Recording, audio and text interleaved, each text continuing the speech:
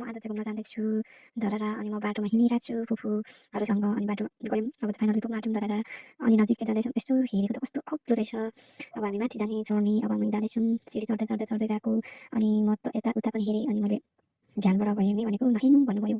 अनि फेरि मैले मम्मीले तपाईँको काम यहाँ भनेर सोधेँ, अनि मम्मीले होइन भन्नुभयो। अनि हामी यहाँ एकछिन बस्यौँ, अब फेरि हामी माथि जाने। धेरै माथि माथि हामी चाहिँ 15-16 तलामा चाहिँ मलाई तल हेरेको कस्तो राम्रो हाउसहरू रहेछ। अनि माथि हामी पुग्यौँ, अनि मेरो दिदीले सोधे कस्तो लाग्यो भनेको राम्रो छ भन्नुभयो। अनि एकछिन हेऱ्यौँ, मैले पनि हेरेँ, अनि कस्तो राम्रो हाउसहरू देखेँ।